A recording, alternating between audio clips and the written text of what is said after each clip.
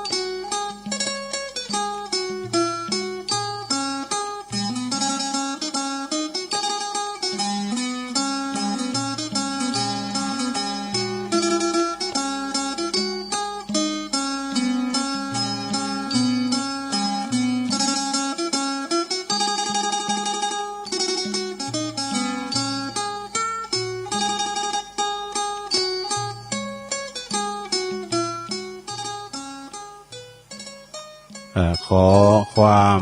นอบน้อมแด่พระรัตนตรัย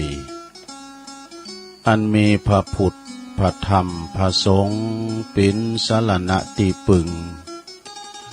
กราบแนบไต่ไหวสาถวายความเคารพมายังครูบาอาจารย์พระมหาเถรานุเถระท่านเจ้าคณะพระสังฆาธิการพระภิกษุสามเณรเจ้าจุโตนจุองค์กูวัดวาอารามพร้อมถึงสำนักที่พักสงฆ์โตยเนขอความเจริญในธรรมเจริญปอนมายังบรรดาปออกไม่ออกศรัทธาตันสาธุชนนักศีลนักบุญคนดีทั้งหลายเนาะปอหลงแม่หลงปอลุงแม่ป่าตั้งปีป่าหน้าเอาอาศรัทธาตีนจองห้องวัดเท่าแก่หนุ่มกำใจยิงต่างหลายที่ได้เปิดวิทยุฟังกันอยู่ตั้งหอตั้งเฮินตั้งบ้านตั้งจองในยามค่ำยามแรงยามบ่ายของวันนี้เนาะก็มาฟังรายการสารธรรมยามบ่ายวันนี้ก็ดำเนินรายการบริหารเวลาโดยต้นตัวแห่งอาตมาภาพเก่ากระผมตุลุงนันชัยวัฒน์นาคเสโนแห่งวัดพระธาตุดอยน้อยตำบลดอยหล่ออำเภอดอยหล่อจังหวัดเชียงใหม่ก็มาดำเนินรายการนะตามปกติก็วันศุกร์จะเป็นรายการเจ้าของรายการก็ท่านพระครูอภิวัฒนวิกรมนะอันเป็นเจ้าอาวาสวัดปากตั้งเจริญเนอะแต่เนื่องจากว่าวันนี้เนี่ยอาจารย์พระครูก็ติดศาสนกิจเป็นเจ้าอาวาสที่จริงเมื่อก่อนไลน์มาบอกตุลุงเจ้าละนะตุลุงก็ลืมอ่านไลน์มันจะขี่มาอ่านไลน์ตุลุงนะก็มาหันก็ไก่ชิดกระชั้นชิดไปหน่อยนะสดาพอดีว่าอาจารย์พระครูเปิ้นก็ติดภารกิจที่จะต้องไปแสดงธรรมคำนี้เปิ้นจะไปแสดงธรรมปูนปงปะเอื่องอีกเนาะสันกำแพงของเมตตาบารมีธรรม50 วันของพระอาจารย์สำราญเนี่ยเนาะปงปะเอื้องนะเปิ้นจะทำบุญ50 วันแล้วก็นิมนต์อาจารย์ไปแสดงธรรมก็ต้องออกเจ้าไปหน่อยนะเพ ราะว่าก็ไกลอยู่เริ่มเดี๋ยวนี้เพิ่นก็ปิ่นเก้าปิ่นกันเนาะแปลงปลาลำพามเต้นพามเป้งมุงคามุงสังกันที่จะวางศิลาฤกษ์ที่วัดเหล่ามนทานะที่เหล่ามนทาเปิ้นก็ย้ำว่าก็ไปแวหั่นนะโอ้เปิ้นก็แป้งตู่แป้งปางแป้งศาลาโหมกันให้ซะดาจะมีงานในวันที่11 12เนี่ยกะเนาะพระราปนาเราเปิ้นก็คักก็มันด้วย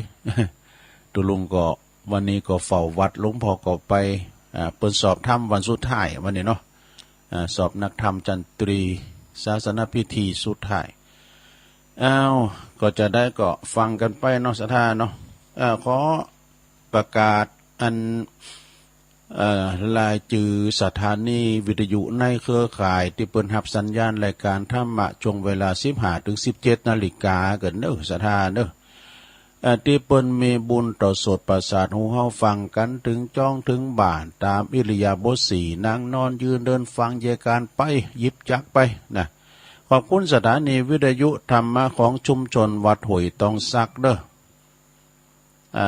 ตำบลขวงเปา FM 98.75 เมกะเฮิรตซ์ขอบคุณสถานีวิทยุคณะสงฆ์อำเภอฝาง FM 100.25 เมกะเฮิรตซ์เด้อขอบคุณสถานีวิทยุคลื่นพระพุทธศาสนาการศึกษาและวัฒนธรรมวัดไฟหิน FM 104.50 เมกะเฮิรตซ์นะขอบคุณสถานีวิทยุมนต์เสียงธรรมจากวัดบุพารามแม่แจ่ม FM 106.25 เมกะเฮิรตซ์ขอบคุณสถานีวิทยุบ้านทุ่งเรดิโอ FM 89.50 เมกะเฮิรตซ์อำเภอสันป่าตองเนอสถาเปิ้นก็ลิงสัญญาณไปปีนตีเรียบร้อยฟังกันถึงจองถึงบ้านกันไปวันนี้ก็มาพบกันเจ้านี่ก็ตั้งเหนือบุญเนอะสีมืดฝุ่นวันนี้เฮา ก็ว่าจะยั่งแล้วก้าแต่ว่านี่ไปกับอาจารย์พระครูเมยตกเขาไปตั้งน้ำบ่อโลงนี่นะไปตั้งแพะตั้งป่าไปตั้งเข้าไปตั้งปวดตั้งดอยสะเก็ดก็มีหมอกมีเมยอยู่เหมือนกันนะก็ถ้าจะยั่งแล้วก้าไปฝุ่นตุ่นหนาวนี่นะแต่เจ้าก็ได้ยินฟ้าห้องมากำก็ไงมันว่าจะมีทำลายลูกอยู่นะ ก่อนเป็นอย่างไรเนาะมันหั่งไปละลายวันพองน้ำมันยอไปพองดินมันแห้งไปพองก็ยังแควนการตกเท็ดกันหลายวันเนี่ยก็โอ้หนักเกสถายาโยมทั้งหลายเนาะสถายาโยมทั้งหลายทำกลางฝนตกก็ดีตั้งอื่นตั้งไกลตุลุงก็มีพระธรรมเทศนาก็เดียวก็บินโตจวยอยู่เดี๋ยวเอานี่มาว่าก่อนเนาะสถาเปิ่นว่าลักษณะนะคุณที่มีบุญมีวาสนาดีจะมีอยู่8ข้อโดยการเนิ่นดังต่อไปนี่สดาลองฟังเพิ่นเด้อถ้าว่าไม่มี8ข้อนี่นะโอ้ยเป็นบุญบารมีวาสนาจัดแล้วปังหลังได้ทำมาเนาะข้อที่1มีหยังพองเปิ้นว่าข้อที่1น่ะแก่แล้วเนาะสมมุติมันแก่มันเฒ่าอย่างตุลุงนี่นะแก่แล้วก็ยังมีเงินใจแต่อันนี้มันเหมือนกันแน่ตุลุงขาดความสะพร่องขาดความ ถ้าว่าแก่แล้วยังมีเงินใจบ่ขาดมือเนี่ยก็บ่ต้องไปขาดไปบ่ต้องไปขอคนอื่นใจบ่ต้องไปขอลูกขอหลานใจแต่ก็บ่ต้องร่ำรวยแต่มีเงินพอกินพอใจบ่ขาดมือโตอันนี้บางคนเนี่ยแม่สดาบางคนเนี่ยสมัยเฮาเป็นละอ่อนเนาะพี่น้อยนะแม่เนี่ยก็ได้ยินเสียงกิ่งไอติมก่อนไม่รถถีบด้วยอันคุณที่ไปขายไอติมอันนั่นนะกิ่งแล้วนะแม่ขอสตางค์หน่อยเนี่ยกับประจกเสือกล่อมใจดีอันนี้ บนมือจกสู้เสือกล่อมนะเสือสายเดี่ยวบนนั้นแล้วก็ประจกมันมีถุงมันต้องขี่ข่างตั้งกลางตั้งตองนะจกเนี่ยเอามาเอาไปได้กินไอติมเดี๋ยวนี้แต่ประเดี๋ยวนี้ก็ค่าก็ยำก่อนนะอย่างได้ตุก็อีเมเขาขอจะตั้งลูกขามแต่ตั้งไอ้มีบ่แม่ขอฉันหน่อยดูเอาไปเยอะมากก็ไปซื้อยาคลายสินนี่ มันเป็นกับตลับปัดนะน้องสดาเนาะ เนี่ยแต่ว่าคนหนึ่งนี่นะสดาญาติโยมถ้าว่าไผแล้วว่ามีเนาะแก่แล้วก็ยังมีเงินใจบ่ขาดตื้นเอาสมมาเนี่ยบ่ขาดมือก็บ่ต้องไปขอไผมาใจนะก็บ่ลำบ่รวยแต่ว่าเงินก็ยังพอมีใจบ่ขาดมือนะหมายความว่าขอนมีเฮ็ดนี่เนาะ ลูกหลานเป้านี่เนาะมันจกไผบุญมันข้อหนึ่งผ่านไปเนอะสดาบ่คัดสนเรื่องเงินเรื่องทองนะเนาะอายุแก่แล้วข้อหนึ่งผ่านไปข้อที่สองเนาะสมมติที่ว่าเราอายุเกิน60 ปีไปแล้วหลงบ่มีโรคภัยไข้เจ็บมาเบียดเบียนเนาะหรือว่าบ่ หรือว่าบ่มีถ้าบ่หรือว่าถ้ามีก็บ่ต้องลุ่มมอนนอนเสือติดต่างติดเต้งนี่นะดำรงชีวิตอยู่ได้อย่างสบาย60 ปีขึ้นไปซะท่าบ่เป็นภาระไผลูกหลานเนาะซะท่าเนาะเปิ้นไปได้ไปเปิ้นกินได้กินเปิ้นตานได้ตาน60 ปีขึ้นไปแข็งแรงนะปั่นรถถีบได้นี่นะเนาะช่วยเหลือโต๊ะเก่าได้บ่ต้องไปหวังปึงลูกปึงหลานนะได้อุ้มลูกปุกนอนนี่นะเป็นบุญเด้อสดาเป็นบุญเป็นวาสนาเด้อข้อที่สองนี่นะอโรคยาปรมาราภาหมายความว่าคุณเฮามีโรคภัยไข้เจ็บเนี่ยพระพุทธเจ้าว่าเป็นลาภเป็นโจกเป็นลาภอานภัสเสแท้ๆเนาะสดาเนาะบางคนเนี่ยเกิดมาโลกมากกว่าคือหมายความว่าละอ่อนเกิดมานะมันปิ้นปุ่มใสไตเหลือง3 วันดี4 วันไข่นี่นะพอนั้นมันดึงเหลืองสวยเงยนะละอ่อนตายเนี่ยมันไข่มีนะซะได้ญาติโยมเนาะเจ็บปิ้นยินอุ่นละอ่อนตายเนี่ยมันไข่มีนะแต่ว่าเวลาเตงวันเนี่ยโอ้ยปิ้นตินาอนาจใจเนอนาตายโดยที่ว่าประสบอุบัติเหตุตัดรอนนะคุณบาคังมาตายมาขาเปิ้นเนี่ยโอ้อินดูแต่พอคลิปวันนี้ในปินดีอินดูเนอะสะดาเนอะพ่อแม่ลุงป่าเอาเปิ้นให้กันโซแล้วเปิ้นก็เขียนคำทุนต่างกันเนาะขอเงินน้องหนูไปหลินกันบุญสวรรค์บนเนอว่าตุกัดอกเปิ้นเขียนไว้นะส่งน้องไปสวรรค์ส่งหนูไปสวรรค์เป็นหยังมีเจ้าหมู่หลายไปหลินกันอยู่บุญสวรรค์บนเนอพุทธกัดอกนั่นลงเนอะโอ้อันเนี้ยชอกโทโลกนั่นนี่นะเนาะ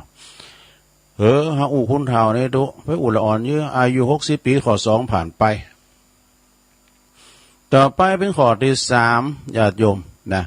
ถ้าหากว่าเฮาอายุเกิน70 ปีแต่ก็ยังทำงานคล่องแคล่วว่องไวช่วยเหลือตัวเองในภารกิจประจำวันเดินเหินไปนะหดน้ำเก้าไม้ดอกหดหยังได้นะบกดินศีลต่อได้นะ70 ปีนี่นะซะดา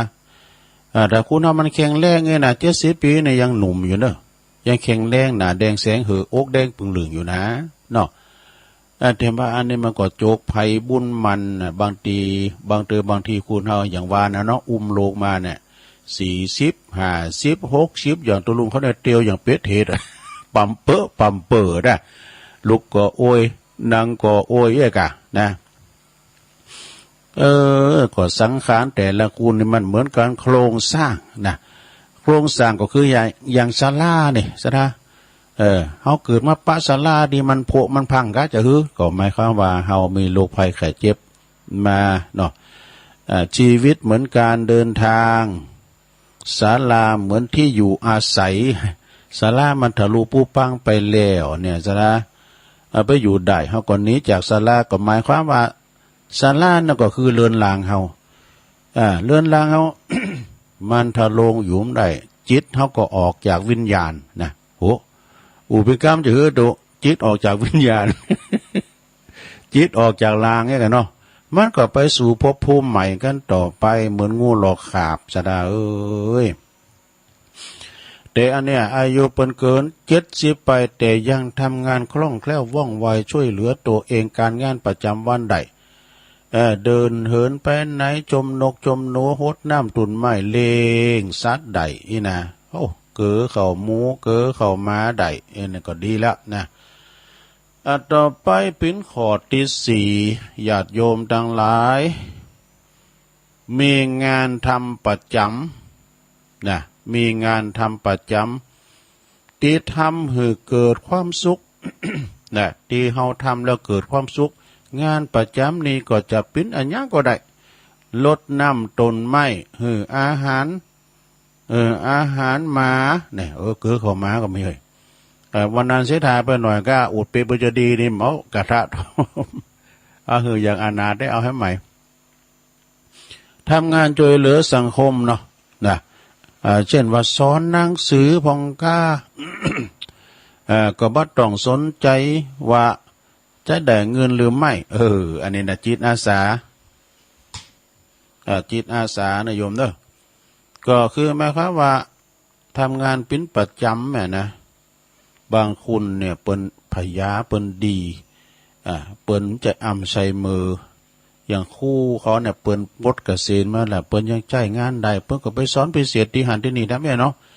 บางคนนี่ก็มาสมัครเป็นอย่างอปตยังได้อยู่นะเปิ้นจะกำหนดอายุเนาะเนี่ยบางคนก็มาเป็นมรรคนายกบางคนประกอบเขาวัดเขาว่ามาเป็นตีปรึกษาตั้งตุเจ้าเขาปีน้องเจ้าบ้านพัฒนาวัดว่าอารามพัฒนาจิตใจนะเป็นครูเป็นบ้านนะบางพองเนี่ยอันพ่อครูย่ำไปว่าไหนบอกโอ้ยไปก่อนอันตุเจ้านั่นก็ลูกศิษย์พ่อครูนั่นนี่ กันว่านี่ทิซะละทิก็ตุเจ้าตนบัดเดียวเนี่ยก็เป็นลูกศิษย์พ่อหรอเนี่ยยังสมัยนักเรียนพ่อเขียนมาบ่รู้ มันลึกอยู่นะเนาะอันนี้ก็เขาต้องเคารพนับถือเปิดนะข้อที่สี่ผ่านไปลงต่อไปเป็นข้อที่ห้านี่ข้อที่ห้าเพราะว่ามีญาติมิตรหรือว่าปืนมาเยี่ยมปิ้นข้างข่าวมันจะข้างข่าวมันบินน้ำจะนะเป็นครั้งเป็นครานะแล้วก็โทรศัพท์หรือไล่หากันแสดง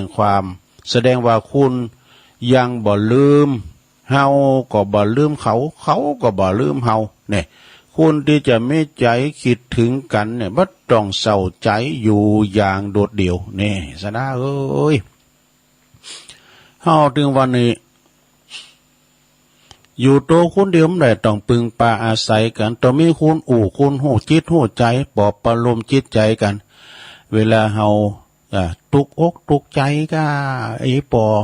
จกทั้งมีตุกใจตั้งลูกตั้งเต่ามาปรึกษามาปรุงกันนะมาคือมาครับมาเป็นว่าคือก็มาปลอบใจกันนิดเดียวเนาะเนี่ยสดาญาโยมเนาะคือถึงกันมีอย่างก็อูกันเนี่ยเป็นว่าคุณเถ่ามาปักกันเนี่ยชอบของขมชมสาวสวยเมื่อวานเนี่ยชอบของขมเราความหลังเนี่ยเป็นว่าเป็นมีอย่างนะต่อไปข้อที่หกดู ข้อที่หกการกินอยู่นะการกินอยู่แบบปินพันละช่วยเหลือตัวเองได้แต่งตัวเองกินเองบ่ต้องป้อนนะอาบน้ำเองได้นะอ่านหนังสือหรือว่าจดหมายได้หับผิดชอบต่อชีวิตประจำวันของตัวเองได้เนี่ย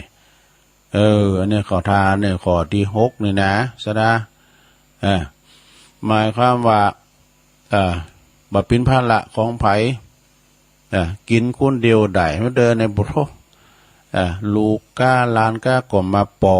นเนี่ยกะเนาะป้อนข้าวป้อนน้ำเพราะว่าเป็นมาสมบูรณ์เนี่ยก็น่าอินดูนะอันนั้นเนาะสดาเนาะตกตาเปิ้นตาโตได้น่าอินดูเปิ้นติดต่างติดเตงกานะพอชีวิตที่เปิ้นบ่สมบูรณ์เนี่ยนะก็อินดูเปิ้นลูกหลานตันเต่าเปิ้นก็พอเนอะสดานะเอาข้อที่เจ็ดมาเลยมีลักธรรมประจำใจเนอะที่มีตียึดเหนี่ยวจิตใจมีความสุขทุกวันเจริญสติสวดมนต์ภาวนาเพื่อให้จิตใจมันคงไปบ่ฟุ้งซ่านนี่สดาอันนี้ขอลองข้อที่เจ็ดนะ การสวดมนต์หรือว่าการเมตตาภาวนาเนี่ยมันก็เป็นกรรมฐานอย่างหนึ่งนะสระสวดมนต์เนี่ยเป็นกรรมฐานกับปินกับสระก็แล้วเข้าใจบอกแวกแต่สวดมนต์เนี่ยซ้ำเตือนเนี่ยก็เฮาเกิดไปทางอื่นเนี่ยนะเดี๋ยวสลัมแล้วเฮาต้องใจจดจ่อในบทสวดต่างๆเนาะอย่าเมื่อเจ้าเนี่ยตุลุงเอาเฮาไหว้พระพร้อมกันเนาะสวดมนต์พร้อมกันอิเมนาสกาเลนาอะระหังสัมมาไปเลยนะโอ้ตูมีสติแล้วมีสติแล้วไอ้น่ะเนาะมันคือว่าเฮาต้องมีใจจดจ่ออยู่ที่หันยิ่งว่าเป็นตุเจ้าเป็นตุเจ้าที่เปิ้นเป็นผู้นำสูตรซ้ำให้นะซะนะกันแต่ว่าตุนที่เปิ้นสวดแม่นเนี่ยเฮาเป็นต่องเป็นต้วยน่ะโมนกะการว่าช่วยกันเด้อช่วยกันเด้อแต่เดี๋ยวก็บทสวดนี่มันก็ซ้ำเติมมันก็ไม่ใช่ว่าเหมือนกันหรอกจบสวดบทนั้นเดี๋ยวเอาบทนั้นมาสวดมนต์เปิ้นมีเป็นบทอ่ะลงสวดบทนั้นแล้วเอาบทนั้นมาบทนั้นแล้วก็บทนั้นมาเนี่ยสวดมนต์แตนสัมหายสำหรับสวดมนต์ตันนี่นะปูดโถที่เฮาได้นี่นักหรือที่เฮาได้กันนะซะนะเพิ่นเอาเต็มด้วยสวดมนต์ตันเนี่ยเอาเต็มนะอย่างว่าสวดมนต์จ้องบวรสวดมนต์จ้องก็คือสวดมนต์อย่างเจริญพระพุทธมนต์ธรรมดานะอัปปมาโนปุโธเนี่ยเสด็จกับวิรูปะเคกันเนี่ยเอาจ้องเอากลางหันหน่อยจ้องหันหน่อยเพื่อว่าสวดมนต์จ้องเอาติมแต่สวดมนต์ติมไม่แน่ปูดโรศรัทธาเอ้ยก็ไปทาฟังเนาะกับเพิ่นมีงานสวดมนต์ตันนี่นะศักดิ์สิทธิ์เนอะศรัทธาเนอะเวลาว่าเปิ้นจะพุทธาภิเษกาเสกซ่อมย่อมยศนี่เนาะพระพุทธรูปเจ้าก็ดีองค์ใหม่องค์เก่าองค์ใหญ่องค์น้อยเปิ้นจะเอาของมาฝากดูเอามาฝากพุทธาภิเษกนะโอ้ยิ่งสมัยเมื่อก่อนเนี่ยมีจัตุคามรามทั่วประเทศนะสัมพุทโธเอามาเป็นลังเนาะศรัทธาเด้อเอามาพุทโธเป็นลังไผมีมอย่างจะมาปลุกเสกเสด็จปัดกันก็มีนะสะท่าอันนี้ก็คือการบทสวดมนต์ต่างๆนี่มีอานิสงส์หลายอย่างเท่าสวดมนต์ถึงวันในหลวงพ่อท่านพระครูสาธุกิจจานันท์นี่มันคงในการสวดมนต์เด็ดๆเนอะเวลาฝนตกฟ้าย่อยฮะว่าเปิ้นสวดเดียวละเน้นตีละกลางเก่งก็ไปสวดมนต์ห้อมใช้สวดตากฝนเนาะทุกลุงเขาอยู่ในห้องใหญ่นะก็ถูกเพิ่นว่าการสวดมนต์เนี่ยเพิ่นว่านะเป็นการปลุกเสกตัวเก่าเนี่ยก็คาถาหยังมีหันโมเฮาเข้าเฝ้าพระพุทธเจ้านะกะเข้าเฝ้าพระพุทธเจ้าแล้วก็มันฝึกมันฝนอย่างธรรมจักรกับปวัตนสูตรแต่ว่านี่ไปสวดธรรมจักรที่วัดดอนจันทร์นะงานอายุวัฒนมงคล14 วรรษาของท่านพระครูปลัดณัฐพงศ์ทิตวุฒศิริโอ้เปิ้นสวดธรรมจักรรหัสพันเลขาเบิ่งก็ดีแท้เพิ่นก็พิมพ์นะพิมพ์ไว้กุณาตู้เจ้าที่เปิ้นนั่งหั่นนะพิมพ์มาสวดวันนี้ผมสวดธรรมจักรเด้อนะผมขอพิมพ์ไว้ให้นั่นหน่อยนะตุลุงอาศัยว่าได้สวดถึงวันหน่อยด้วยเรื่องพอนี่ แล้วผมจะได้ต่างหัวหน้าสวดหรอสอนด้วยเปิ้นนะถึงงานสูตรถึงว่าน่ะสูตรธรรมจักรนี่นะแล้วก็ก็สูตรเบิ้งพองสูตรไทยพองมันจะมีอย่างอีกถึงวันก็เลยของพองให้เด้อเนาะมันจะว่านี่นะสูตรทำวัดกาทำวัดเย็นทำวัดเจ้าซับเตอตกนักแก่เนี่ยหลวงพ่อสวดคนเดียว การพูดตกเลยนะนี่การสวดโยโกห้องก็จะเป็นละนะครูบาอาจารย์เปิ้นว่าถ้าว่าวัดใดมันสวดมันโยเทพบุตรเทวดาคุ้มครองวัดก็อยู่เย็นเป็นสุขเกิดลาภสักการะนี่ศรัทธาเนี่ยเพราะว่าเฮาสวดถึงวันอยู่เย็นเป็นสุขวัดว่าอารามก็จุ่มเนื้อเย็นใจบ่ฮ้อนบ่ห้ายเนาะอันนี้ก็คือการสวดมนต์เนาะศรัทธาเนาะบทแต่ละสวดนี่มันไม่เหมือนกันเอาสวดศพก็ไปอย่างหนึ่งนะสวดกุศลานะลุงสวดกุศลาธรรมมาอย่างตุลุงทาไปสวดนะกะบทใหม่นี่เนาะ ผู้เจ้าน้อยเขาเป็นบวชก่อนด้วยไหนรูไปนางตั้งหนาทำแล้วตุลุงท่าก็ค่าเท่าหรือโป้สูกันนะ เอาละต่างสวดแล้วเปิดก็สวดกาต่างสวดนะพิธามนะกุศลธรรมะอกุศลธรรมะโมกขลากุมมามิน มันว่าไปเรื่อยตุลุงท่าสุมาเนี่ยจับตุลุงท่าตนได้สุมาเนี่ยผมเอาเป็นตัวหลินมาได้เนี่ยครูบาเนี่ยตุลุงท่าเนี่ยคือผมเนี่ย ตกวันที่สองมาทำแล้วตุลุงท่ามาทำแล้วตูจะน้อยเขาในการบิดหนานี้แล้วตุลุงท่ามาทำแล้วเบ้ยสูตรขึ้นในสองกุศลธรรมะอกุศลธรรมะเอาสังกูมาเอาสังกูมาทั้งหมดไปใหญ่แล้วเนาะอันนี้เป็นกำมลนะลงได้ไปกึศหนักถึงไหนเดี๋ยวแถมคอนะลงเนอะแถมคอนึงคอที่8สุดท้ายลงวัจติธรรมข้อที่8นี่เพื่อว่ากินอิ่มนอนหลับอยากจะหลับก็หลับอยากจะตื่นก็ตื่นบ่เขตเนี่ยก็บ่ต้องรีบเร่งทำตามกำหนดเวลาใจสงบบ่ฟุ้งซ่านนี่เนี่ยสราญาโยมบ่ใจบ่ฟุ้งซ่านอันนี้ก็ข้อที่8เนาะถ้าภัยไม่ครบ8ข้อนี่นะถือว่ามีความสุขที่สุดเลยนะแล้วดีแต่ขอบคุณโยมปียุพินหอมมาลาโดยเนอร์แม่โยกส่งเขาประกวดต้นเน็ตแต่อันนี้เก็บไว้เตือนหน้าจะมาวาดให้มันกินอกกินใจเนาะลักษณะคุณมีบุญมีวาสนาจะมี8ข้อ จะมี8ข้อนะสดาญาโยมลืมน้ำก้ามกันนะข้อที่1แก่แล้วยังมีเงินจ่ายบ่ขาดมือก็บ่ต้องไปขอคนอื่นบ่ต้องรวยแต่ว่ามีเงินจ่ายพออยู่พอกินพอจ่ายตลอดบ่ขาดมือแน่ข้อที่2แล้วอายุเฮาเกิน60ปีไปแล้วก็บ่มีโรคภัยไข้เจ็บหรือว่ามีก็บ่ต้องลุ่มมอนนอนสื่อบ่ต้องเป็นคุณป่วยติดต่างติดเตงดำรงชีวิตอยู่สบายแน่ข้อที่3อายุเกิน70ปีขึ้นไปแต่ก็ยังทำงานในคล่องแคล่วว่องไวช่วยเหลือตัวเองได้ในภารกิจประจำวัน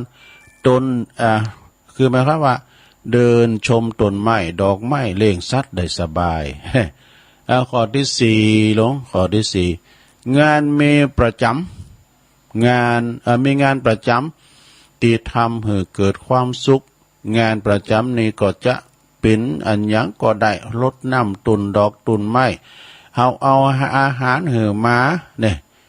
ทำงานช่วยเหลือสังคมนะสอนหนังสือก็บ่ต้องสนใจว่าจะได้เงินหรือไม่เป็นจิตอาสาเนาะข้อที่5เหรอเปิ้นว่ามีญาติมิตรหรือว่าเปิ้นมาเยี่ยมเป็นครั้งคราวนะเป็นครั้งคราวเป็นครั้งเป็นครานะโทรศัพท์ส่งไล่หือกันเลขแสดงว่าคุณยังบ่ลืมเขายังบ่ลืมเฮาก็บ่ลืมเขาทำกับเขานะทำเหือจิตใจของเฮาคิดถึงนะบ่ได้ต้องโศกเศร้าเหงามองคือบ่โดดเดี่ยวนะเวลางอมหากันก็อู่กันตั้งโทรศัพท์ก็ได้ซะนะข้อที่6เราดูข้อที่6บนว่าการกินการอยู่บ่เป็นภาระของไผช่วยเหลือตัวเองได้แต่งตัวเองได้กินเองบ่ต้องป้อนบ่ต้องป้อนอาบน้ำเองได้หรือว่าอ่านหนังสือหรืออ่านจดหมายได้นะรับผิดชอบต่อชีวิตประจำวันของตัวเองได้ อันนี้ลืมนะ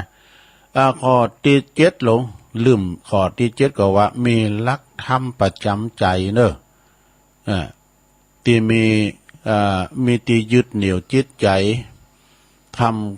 มีความสุขทุกวันเจริญสติบ่ขาดสวดมนต์ก็ นะครับว่าสวดมนต์ภาวนาอยู่เป็นนิดนะเพื่อทำให้จิตใจมั่นคงในการบ่ให้ฟุ้งซ่านเนี่ยแล้วก็ข้อ8สุดท้ายลงกินอิ่มนอนอุ่นหุ่นบาเกียวว่าใจสมมา กินอิ่มนอนหลับอยากจะหลับก็หลับอยากจะตื่นก็ตื่นบ่ต้องเครียดบ่ต้องกึดหนัก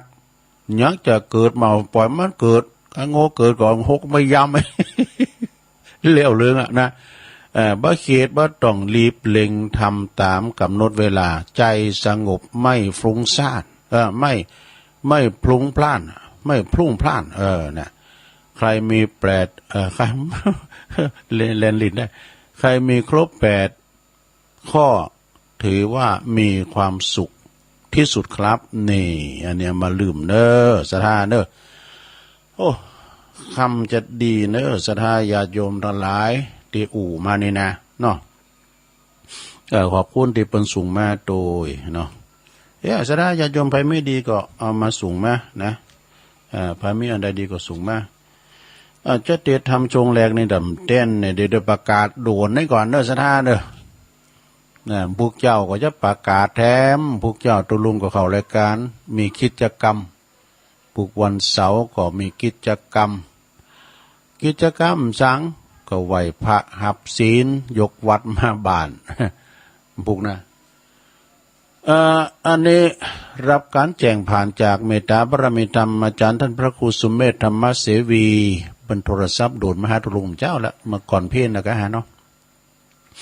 ว่าถ้าตุลุงเขารายการเขาประกาศทำการว่าเปิ้นจะมีการประชุมครั้งแรกนะคืองานตอดกฐินตกข้างเนี่ยนะ200 วัดขึ้นไปเนี่ยก็ขอประกาศคนที่เปิ้นจะมาจองกฐินเนอะเฉพาะจังหวัดเชียงใหม่นะก็ขอมาฟังการประชุมรอบแรกก่อนเนอะนะเปิ้นจะแบ่งงานเปิ้นจะมีพิธีการจะได้นะเปิ้นก็ขอนิมนต์ตูหลงแล้วก็ปอหลงกำนันก็ดีศรัทธากรรมการมาโดยพองนะมากันวัดไหนสักล้ำรถสำดีโดมวันนะในวันพุธนี้บักเกิน9 โมงเนอะนะเปิ้นจะได้บอกคือปรับความเข้าใจในการหับกฐินในครั้งนี้โดยงานบุญกฐินของวัดมอนฤาษีเนี่ยเปิ้นจะมีขึ้นในวันที่30 ตุลาฉะนั้นก็เลยขอประกาศกับบอกเสียงนี่บอกเอิ้นเชิญชวนภายติมได้ฟังก็บอกให้เปิ้นฟังด้วยเด้อ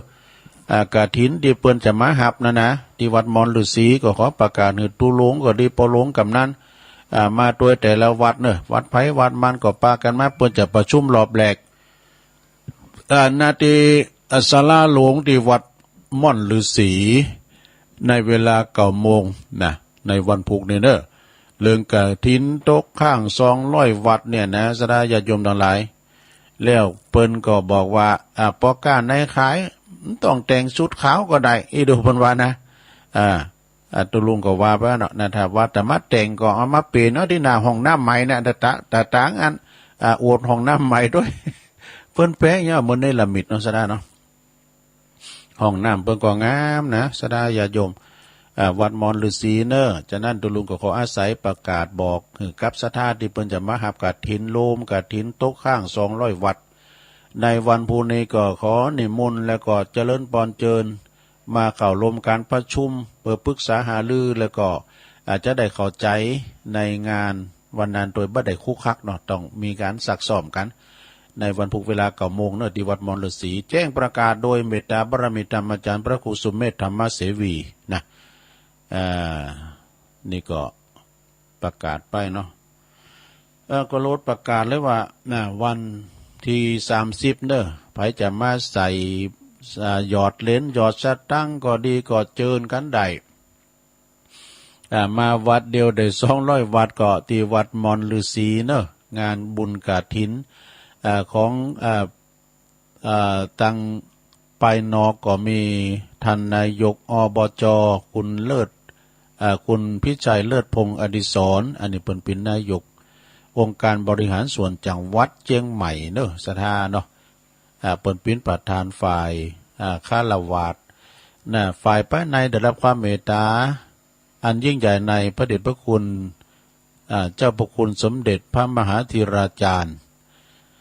กรรมการมหาเถรสมาคมวัดเชตุพนวิมลมังคลารามวัดโพเนอะเอาเป็นได้โปรดเมตตาเป็นประธานฝ่ายสงฆ์เนอะศรัทธาโอ้งานบุญใหญ่3 ป้อยหลวงอย่างเป้งเด้อเนอะ กาตูเจ้าเป็นปั้นเอาคืนบอกเราดูไปหน่อยแล้วตูเจ้าเนื้อสะท่าเนอะ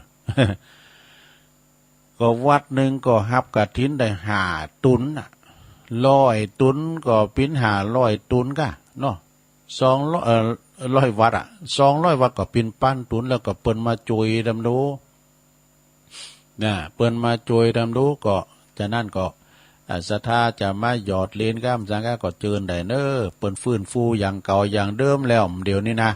แต่เฮามาเฮาก็ป้องกันตัวเองไงเนาะไปเข้าที่คุณแออัดใส่แมสเทนเนอร์ลงเด้อนะใส่แมสเทฮู้ข่าวว่าพี่น้องทั้งดอยสะเก็ดก็จะมากันหลายว่าวันนั้นเจริญพรขอบคุณเด้อคุณแม่อำไพกรองลาดเนาะเปิ้นก็ส่งปัจจัยที่ว่าเอาฝากมาก็ได้รับแล้วเด้ออ่านไปแล้วนะ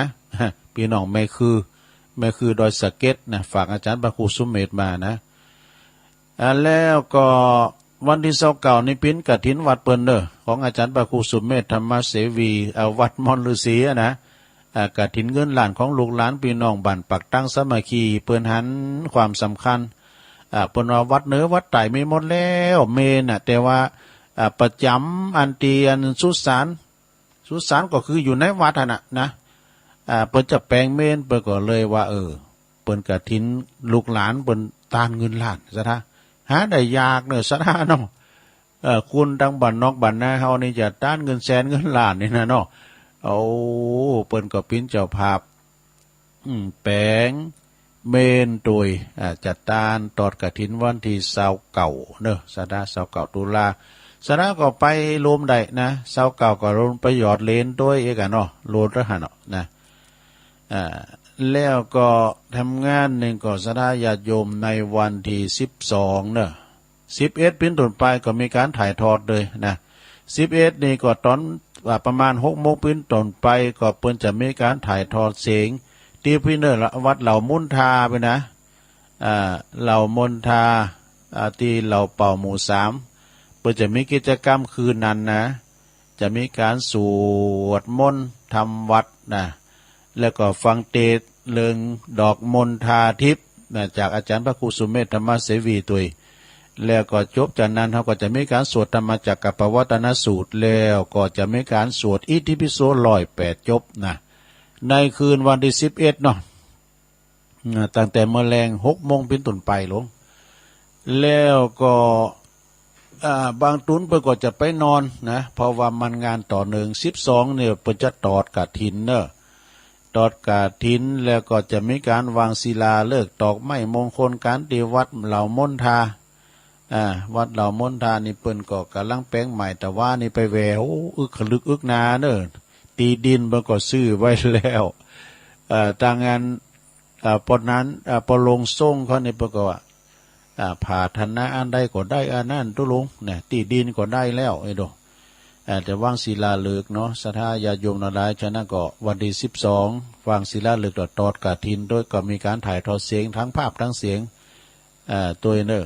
ที่วัดเหล่ามณฑาแล้วก็วันที่13ญาติโยมปุ้นเตียวสันตอพุ่นเนาะว่าสันตอก็วันที่13 ตุลาก็อันนั้นเปิ้นแล้วละแต่มณฑาเหล่ามณฑานี่กำลังจะแปลงประกอบกะทีไหน3 เดือนน่ะลงนะเพราะว่าเงินมันตึงพองเอี้ยกันเนาะ มีเจ้าภาพใหญ่ปองเอี้ยนะแต่เดือนสันตอทุงเศรษฐีนี่เปิ้นจะมีสวดมนต์ตันโดยพุทธาภิเษกเสกซ่องย่อมยศพระพุทธรูปเจ้าองค์ใหญ่องค์น้อยองค์ใหม่องค์เก่าเบิกเนตรกันเอี้ยกะแล้วก็เปิ้นก็จัดตานศาลาโดย14นะก็ไขตาพระเจ้าเบิกเนตรพร้อมกันนั้นเปิ้นก็จะมีโหวัดด้วยนี่วันที่14มีโหวัดจะร้องเนี่ยเนาะมีเครื่องแห่นะแห่ปัดกองแน่ มีเพลชอบน สมโพธิประวัติข้างแรกของวัดทุ่งเศรษฐีที่จะมีปล่อยหลงเนี่ยเหล่ามณฑาเนี่ยก็ปฐมมะนะปฐมมะกฐินกองแหลกเนี่ยกฐินกองแหลกเนาะก็เคยประกาศเชิญชวนเด้อสำหรับพี่น้องศรัทธาญาติโยมนักศีลนักบุญเฮา ไก่ที่ไหนก็ไปที่หันแล้วทำงานในก่องานอันตักบาตรเทโวเนอวัดเกตกาลามนะอันนี้ก็เปิ้นจะไม่อยู่ซาวเก่าตุนที่วัดเกตกาลามเปิ้นจะไม่ขึ้นในวันที่11เนอะในเมตตาบารมีธรรมอาจารย์ท่านพระครูสันติเจติยากรรองเจ้าคณะตำบลพร้อมกับคณะสงฆ์เสาเก่าลูปเนอะตีเปิ้นจะตักบาตรตั้งแต่เวลา 6-7 โมงเป็นต้นไปที่วัดเกตกาลามวัดฝายหินโดยมีครูปีวัดฝายหินที่เมตตาธรรมอาจารย์พระครูสมุวิสุวัดวรกิจโจอันนี้เปิ้นมีครูปีพร้อมกันนั้นเปิ้นก็ตั้งมชด้วยแล้วก็ตั้งวัดพระพุทธบาทตากผ้าดูที่นี่ดำเนอที่สำนักสงฆ์ม่อนปู่อินพันพระประหลัดภพสังวโรคณะสงฆ์ตำบลยางครามเนอก็จะมีอยู่นะในวันที่11นะแล้วก็ที่วัดพระธาตุดอยน้อยที่ตุลุงอยู่นี่เปิ้นจัดใหญ่เนอพระสงฆ์108รูปนะฉะนั้นก็มากันหลายๆนะโลงเนอมากันหลายๆมาโลมทำบุญตักบาตรสาขอฝนจะไปตกเด้อเนาะการทำมันจะตกก็ไปตกทะเลบุ ก็มากินมาตานกันนะเอาแล้วสัทธาญาติโยมเดียวกันเนอตุลุงก็จะตักตังลายสักหน่อยนะแม่วันนี้ก็มาตกมาเตนบนสถานเด้อโอ้อินดูอาจารย์พระครูเพิ่นก็โรงงานติดงานเพิ่นให้ตุลุงเตนมาก่อนแม่ครูเพลินพิษทิพลึกจากบ้านแป้นอำเภอเมืองเนาะตำบลบ้านแป้นอันนี้เพิ่นอยู่บ้านแป้นตัวยนะฟังอยู่เจ้าสาธุแม่สิรินทิพย์บุญเลิศฟังจากกรุงเทพแล้วก็แม่จันเลื่อนใสแม่จันเลื่อนใสก็อยู่เวียงตาการ โยมยุพินหอมมาลาพี่น้อยนะอันนี้อยู่แม่อยู่เนอะสักชมรมสกายด้วยนะ75แล้วก็จันแสงเลี่ยมพ่อกำนันสุมาเด้อแม่เดือนเพ็ญทิมวางฟังอยู่เนอะแม่ชีกันธนิสายยะจากเวียงป่าเป่าแม่ครูทองคำที่ฟงคำฟังอยู่เนอะเจ้าในเสาหินสีโบบานนะแม่จิรพันธ์โมป้อพี่น้องจากปุ้นแม่ขจารหนองบัวเวียงป่าเป่าฝนตกนักขนาดเนอะตอนนี้นะโอ้ฝนตกปุ่นนำแล้วเวียงป่าเป่าเนอะเวียงป่าเป่าแม่อาลีนี่ก็ตุนเป่ากันเนาะฟังอยู่ แล้วก็กลุ่มเทพารักษ์17 กลุ่มเทพารักษ์17นี่ก็เพื่อนพ้องน้องพี่แล้วอันนี้พระครูสุทัศน์เนอะอันนี้อยู่ลำปางนางแลปุ่นนะไหวสานะครับเนอะแล้วก็มีพี่ไอบรรจงกันทวงศ์โดยพุทธิธรรมคนเดิมในเมตตาพระมิตรรองเจ้าคณะอำเภอลีอยู่วัดเมตื่นเนอะไหวสานะครับเนอะประพันธ์กันทิยะเนี่ยแล้วก็มีรัตนกุมารไหวสานะครับเนอะในเมตตาบารมีธรรมหลวงพ่ออาจารย์ท่านพระครูสุนทรปัญญารัตน์อันเป็นอาจารย์พระครูของเก่ากับผมด้วย แล้วก็มีคุณแม่การดาศรีเนตรฟังจากหางดงชัดเจนดีนี่นะวันพุธเนี่ยคุณแม่กันดาพุธนี้ก็จะได้เตะธรรมแม่กันดาศรีเนตรพินเจ้าภาพพุธนะตอนเจ้าเกมไว้ละ เอาแล้วนะตอนนี้ไปก่อนได้ยอบย่างชงแรกก็จะร้องเปลี่ยนบรรยากาศเปิดสายสัก2-3 สายพระจะโทรมาก็มาตีเบอร์0899556506เนาะวันนี้วันที่7เนาะลุงเนาะวันนี้7 ตุลา65สารธรรมยามบ่ายเนาะ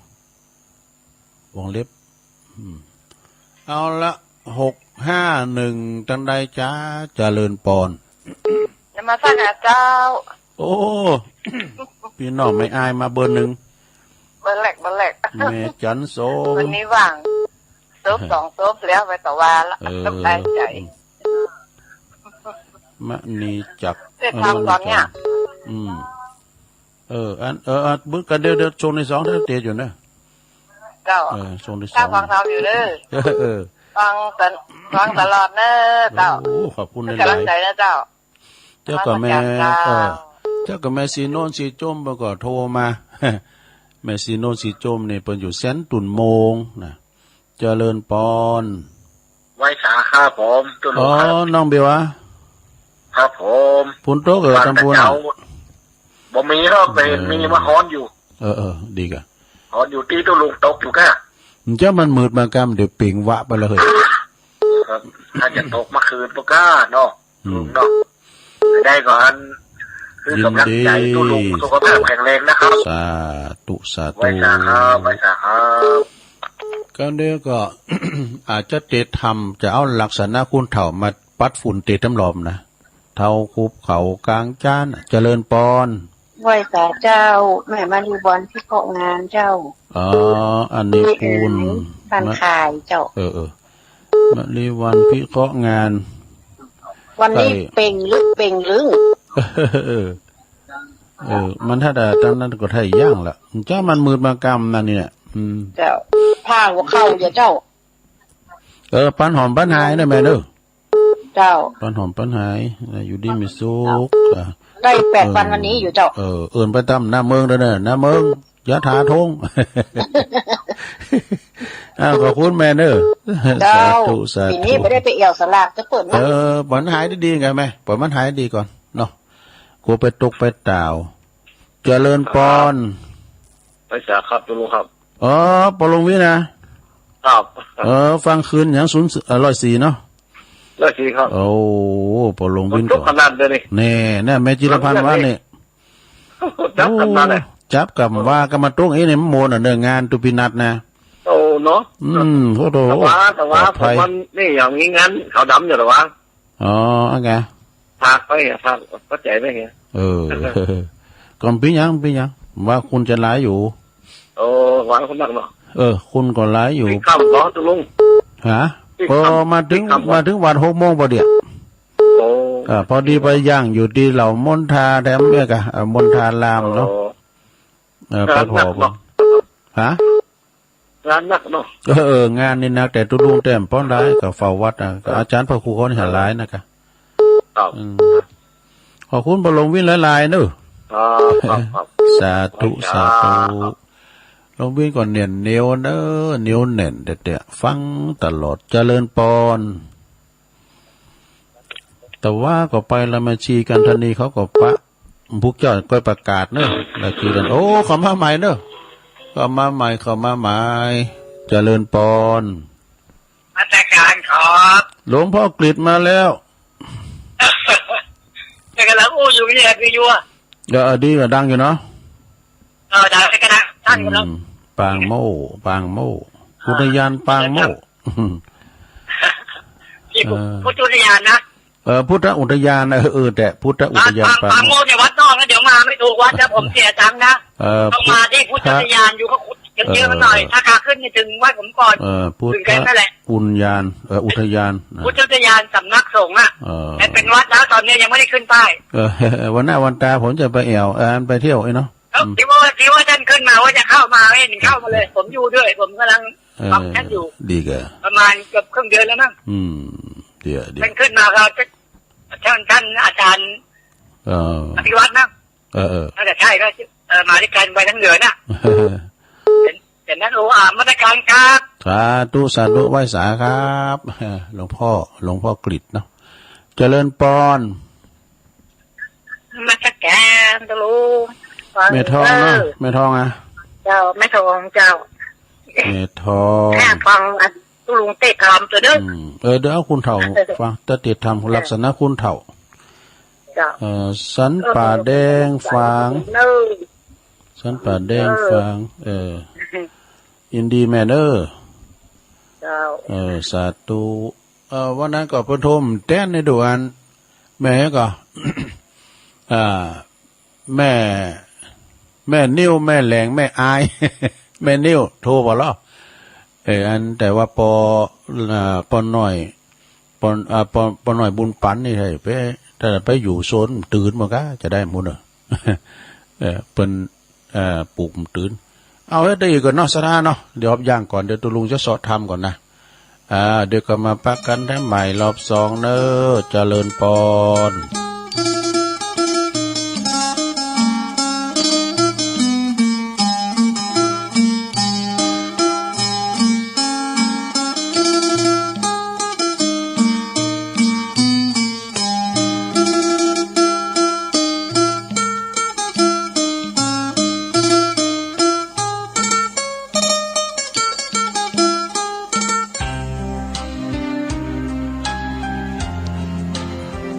นะโมตัสสะภะคะวะโตอะระหะโตสัมมาสัมพุทธัสสะนะโมตัสสะภะคะวะโตอะระหะโตสัมมาสัมพุทธัสสะนะโมตัสสะภะคะวะโตอะระหะโตสัมมาสัมพุทธัสสะสุวรรณเจติยังเกสาวระมัทธลุงคังวรัญญธาตุงสุเทวนามกังนระเทเวหิสัพพปูชิตังอหังวันทามิสัพพทาปัญญวาอัสมิงเยวะจันทิมาอิวทารยังปิตกตะเยสาสนะนิยานิเกติโมฆะปัทมวรังอัปยะนิวารนังอรหังสักขโสปานังปัทมังอุปชังคาหาเปตวาปัตตจีวรังยังชาตังสังฆมัชเชปุจฉาสวาหะ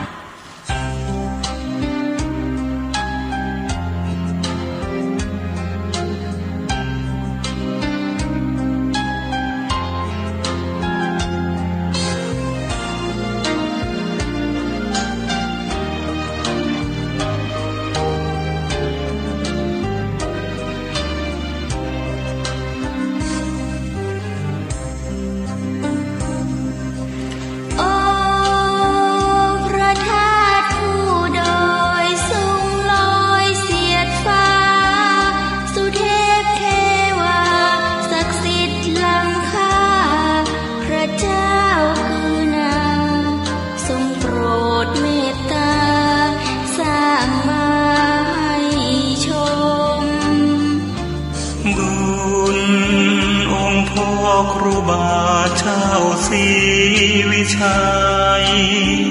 พอสร้างทำให้เราได้ชื่นชมพระอัฏฐิธาตุบรมเอกองค์ปฐมพระศา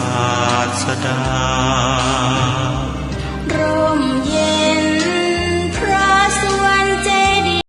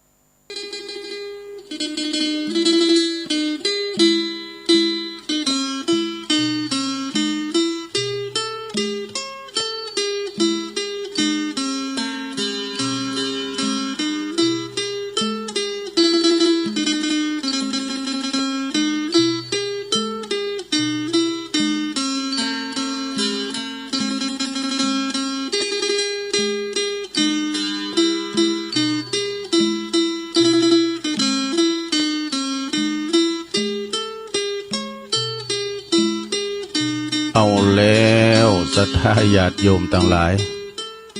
มาปะกันช่วงที่สองสุดท้ายเนาะก็จะได้เตดน้ำเตดธรรมอย่างที่กล่าวไว้ลักษณะของคุณเฒ่าหือศรัทธาได้ฟังเนอะวันพรุ่งนี้ก็จะเตดอยู่มีกิจกรรมและจะเตดก็มีแม่จันเลื่อนใสแม่เดือนเพ็ญทิมวางคุณแม่กันดาศรีเนตรนะปิ่นเจ้าภาพในวันพุกนี้เนอะศรัทธาญาติโยมก็ฟังกัน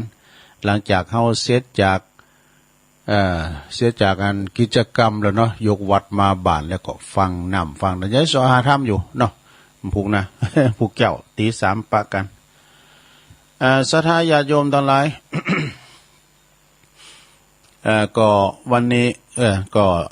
ท่านกำลังรับฟังรายการสารธรรมยามบ่ายซึ่งดำเนินรายการโดยตนโตแห่งอาตมาภาพเก่ากับผมตุลุงนันชัยวัฒน์นาคาเสโนซึ่งก็เป็นตนแต้นไปก่อนเนาะแต่ตามปกติแล้วก็จะได้ฟังจากอาจารย์พระครูอภิวัฒนาวิกรมนะวันศุกร์แล้วก็วันพุธเนาะวันพุธนี้ก็สนทนาธรรมวันพุธนะสนทนาธรรม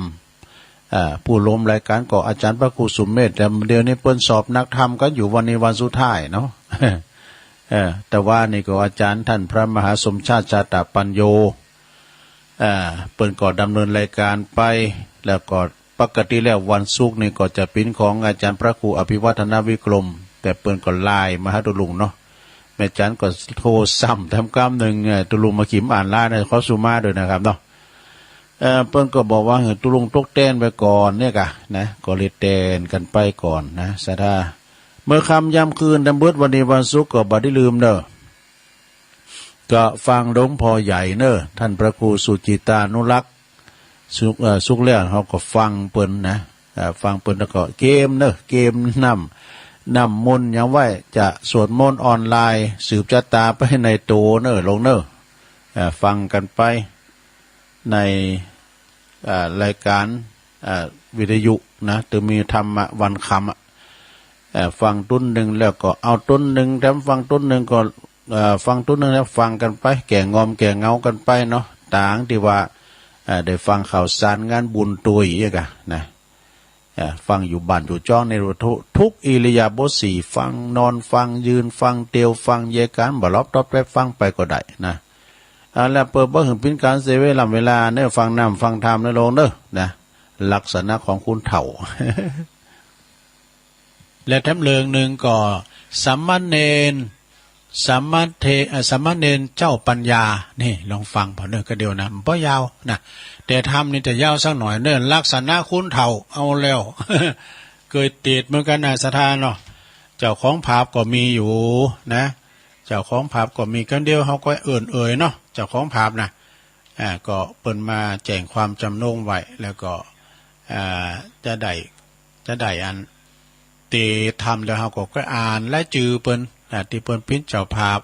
แล้วก็โลดอ่านที่เปิ้นหอมดอยนางแก้วหอมบันไดแก้วบันไดคำบันไดขึ้นที่พมรพระศรีสองเมืองกันนะปีนอกต่างพุทธนิมิตเปิ้นมาแต่ว่านี่ก็เอาละเนาะศรัทธาญาติโยมเปิดบ่เหอเป็นการเสียเวลาทำก็ยาวอยู่พอสมควรตุลุงจะเตดทำลักษณะคุณเฒ่านะว่านี่ก็เตดปอใจปอจ่าวันนี้เอาลักษณะคุณเฒ่าตั้งหลายเดือนนี่บุ้นไปอยู่เมืองนอกไปอยู่ไหนมั่ว คุณเฒ่าเฮานี่คุณเฒ่ากินเฒ่าตาลเนาะศรัทธาเนาะฟังไปตามน้ำตามธรรมเด้ออันขอพ่ออาจารย์พ่อหนานอ้ายแพ้โป่งมาอาราธนาทำกรรมเหรอโปรมาเลอนิปานนังเยนากาลังลัมบังเยนากาสายังปันดิโตตังโนมากังอุติสิตุงธรรมมุตตมังปัจจังอาลาธานังกาโลมาไม่ได้จื้อเป็นมือละนะพออาจารย์นั้นอ่ายเนี่ยเอาฟังทำไปรับไปในหลวงเด้อฟังไปรับไป ทำลักษณะคุณเฒ่าเนอ นะโมตัสสะภะคะวะโตอะระหะโตสัมมาสัมพุทธัสสะโยจะวัสสะสะตังจิเวตุสิโลอาสัมมาหิโตเอกะหังจิวิตังสยโยศิลาวันตัสสะชายิโนติสาทาโวดุลาสัพปุริสะตั้งหลายตั้งหญิงใจหนุ่มเทาวอันมีสาตาเก้าเป็นปาทานภูมิมีใจบานจมชื่นมันยกยื่นฟังธรรม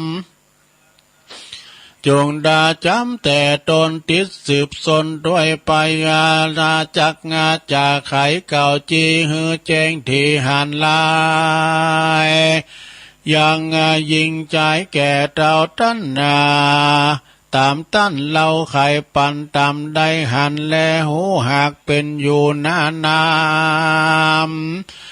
และได้ตามองค์คำที่ไว้เทศนาไว้เป็นตาลาโค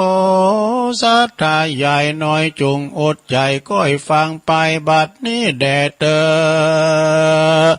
เอ็นดัลโลเกมนุสาอุปันนาอันว่าคนเกิดมาพร้อมนานในโลกลาโลกีจัดนับเมหลายแหล่นับบ่แปะสังกายาบ่เมปายาแจ้งจอดบ่เกิดหลอดตั้งบุญบ่เมกุลน้อยใหญ่จักจองอาจายจักจองหอยในตนเต้าเมาวนคำเจ้าเลี้ยงลูกเต้าและหลานจุมอาจารย์เก่าแก่ว่าเป็นคนแก่ชันลาย้อนอายุวาสาหลายหลากย้อนจูผู้หากเล่งหันและนาส่วนอันว่าคนใดนั้นเราบอกแก่เท่าจันลาหรือเป็นเด็กขาน้อยอ่อนรู้แจ้งบ่อนกองดีพญามีองค์อาจจบจันลาสิบปานักปราชญ์เก่าแก่ว่าเป็นคนแก่ซ้ำเมื่อกันเถิงตัวมันน้อยอ่อนเต้าว่ามันแก่ย้อนสิบปากุลและนาส่วนอันว่าคนใดนั้นเป็นเต้าปาลาเป็นเต้าเจ้าปาลาหรือราชธิดาน้อยนาถโอลดลาดสายเมืองแห่งเต้าบุญเลืองเจ้าฟ้าผ่าแผ่นลานนาเวียงใจแม้นมีวัยหนุ่มเนาบ่หลายขวบเขาว่าศาสตร์ด้านก็มาจากเก่าแก่ว่าเป็นคนแก่เจียงคานเหตุเป็นวงวานตั้นเจ้าจ้างคนเก่าอ่างยอกุลนั่นแหละนาที่นี่จักวันจาลาวเถิงคนแก่เท่าจะลาอันเกิดมาเหมือนมากอาจารย์จากหากกฎหมายเกือว่ามีเท่าหูไหวได้ดอกเท่าศอกกอกมายาเท่าปาลามาเห่าเท่าคุบเข่ากลางจานเท่าติดลานน้อยอ่อนเท่าติดบ่อนดงลีเท่าติดนาตีแม่กวางตังต้ากวางหนองวางเท่าลูกจางหลานนายเท่าและเท่าหยาบไล่ทาลนเท่าเมาวนแก่แก้วเท่าหมากแก้วสากาเท่าตันหาโลภใหญ่เท่าควายให้งัววายเท่าจะได้อวดรู้เท่าลิงรู้ตัวยลมเท่าใจขมปากม้วนเท่าถูกท่วนกองทำเท่าใครนำตัวลอดเวียงเกี่ยวยอดเนลาปานเท่าลายประการนี้ใส่จุงจำไว้ในใจ จักจ่าไขเก่าจีเฮือแจงที่ตามลายคือว่าเท่าหูไหวนั้นสายคือหากมาใดคนโลกไตยิงใจอายุหลายแต่เราหูบอกเขาตั้งธรรมต้านไข่กำร้องเป่าฮือนาสุฮือเข้าสู่ดาวอาลัมจิตเตียนตามทูปไตนบน้อมไว้ปู่จะฟังธรรมเทศนาโอวาทรับศีลอาจเจียงการลือกาตำการกวาดแผ่วตายังขวงแก้วเจียงจีสร้างกุฏิบ่อน้ำวิหารพร่ำศาลามันก็มาจัดตอบตาว่าการบ้านข้ามีลายตั้งงางัวควายเป็ดไก่ตั้งการไล่และการนาจักตุมลายินยากเยวว่ามันจักหากสูญหายลูกหลานต่างหลายอย่างแถวเขาก็ไปแอวแดนไก่บ่มีไปสักผู้จักอยู่เฝ้าเกหาการจักงักใจไก่กาเตียวต้องเข้าสู่ห้องอาลามนาใจบ่ตามตัวเก่าจักใดบุญเล่าสันได้สู่จงไปก่อนขาเติงเมื่อลาวันลุนก้อยกาตำบุญสร้างก่อปันป่อทมลายมันเต้าจะได้ปังเป่าบอกก่อสร้างเล่าบุญได้ยามต้านไขกล่าวถอยว่ามีปล่อยจ้อยและสอมั่นใจปอจื้นสู่รีบหลังลู่ตัวยไปมีการใดละไว้ขดเข้าไกลวงในการบทใดแจงที่ถูกตัดที่ใจตนตบมือซาสนโหร้องเสียงเมกองอาณาหูเท่าหูนาฮึกหยาบเท่าบ่อสะทำบ่อสะลาบเทิงหูบ่เป็นดิจูบ่เข้าไปจูอาวาสเพื่อสันนิบาตฟังธรรมเต้าลงหลำอ่วงของอยู่แต่ห้องเกหานักปราชญ์บอกเล่าคนแบบนี้เล่าก็คือคนเท่าหูวายนั่นแหละนาเท่าศอกอกนั่นใส่ตั้นว่าไว้เป็นหมายว่านับเมลายบ่พรตัวแกย้อนกินเข้าตัวเท่าพ่อเกิดเมื่อนานทำบ่อปานของข้างอยู่ในแห่งห้องหัวใจสินดวงใส58บ่อโกดแขวดในตนเต้าเมาวนเลี้ยงใสบ่อเกิดควายอเวจีต้านไขว่าตีว่าทีกาอูฮือใดลู่สินตามก็มาไข่กำขมแป้ว่ากวยบ่แก่เติงตานะจักปกปันอุกไว้ก็บ่อาจสุขใดดังใจกินลงไปยินยากบรรจังฝาดติดปากติดคอนานำกองสินกองธรรมนั้นใส่ต้านบอกไว้หลายประการคนสมปานบอกแก่อย่าไปแสแสวงหามานลวดลาสาป้ามาดบ่เกิดขวาตั้งบุญบ่ลูกกุลพระเจ้าอยู่ปังเป่าว่าได้นักปราชญ์หลายที่บอกว่าเป็นเท่าศอกอกนั่นแหละนะเท่าใดดอกนั่นแหละนะเท่าศอกกอกมายานั่นก็คือคนเท่าจันลาแก่เท่าน้ำบอกกึดเล่าเถิงตัวผมยางหัวก็มางอกปั่นดำปั่นแดงออกพับตนยังเมาว่าวนเล่นแอวกับหมู่เบาแถวใจลามหันสาวงามน้อยหนอก็มายักกิ้วล่อลามายาแสงไข่จ๋าต่อทอยบ่อมีบ่อน้อยนาการว่าสาวเครื่องกาล่องด่า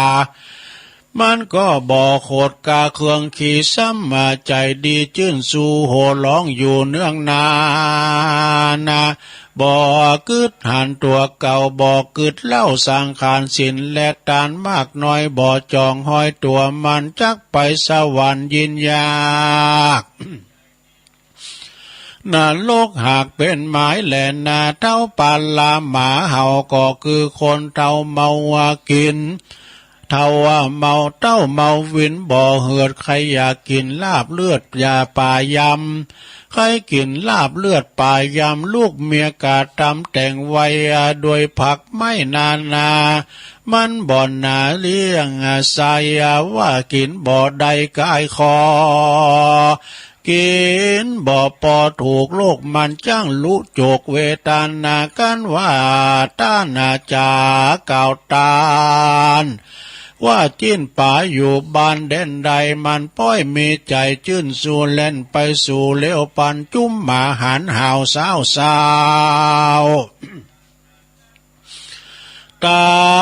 มด่านเด้ามันไปคนไก่น้อยใหญ่พอจำได้สัญญาว่ากันมันหมาเห่านั้นนาเตียงมีปู่เท่ามาจูเพื่อทำดูจิ้นเนื้อตามไฟเอื้อใจมันเงินบ่ตันแปะไว้ก้อยมาใจวันลูนะส่วนว่าต่างบุญน้อยใหญ่น้อยมันบ่ไฟหอยทำหาเต้าปาลาเท่าปาลาหมาเห่ามีดังนี้เราเป็นหมายแล่นนาเท่าคุบเข่ากลางจานคือว่าเท่าเจียงคานจู้ปูตาอันตั้งอยู่ตามธรรม ใจบ่ดำฮึกหยาบบอกกาตำบาปสามัญเต้าสั่งสอนหลานลูกเต้าตามแบบเบากองดีย่ามาเดือนจีปีใหม่มาลอดควายเติงตันมาเขาปากันมาเฝ้าขาบไว้เราคุมเกาขอสุมาด้วยบุพผาดวงดอกไม้ต่างของเครื่องใจขัวใบต่างอาลัยฝ่ายหอยบ่อนลัดบ่อยวางลานักปราชญาบอกเล่าว่าคนเต่าคุบเขากลางจานนั่นแหละนาเท่าติดหลานน้อยอ่อนอยู่แต่บ่อนเกหาคือคนจันลาแก่เท่า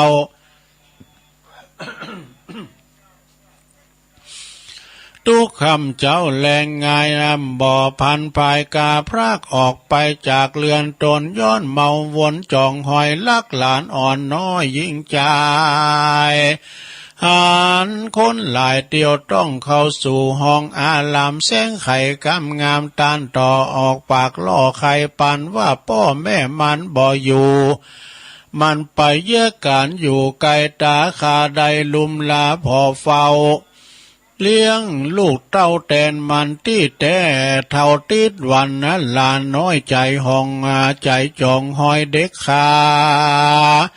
จากงับปัดว่าไปวัดวานนั่นก็มายินยากย้อนว่าคนเท่าหากติดลานใจ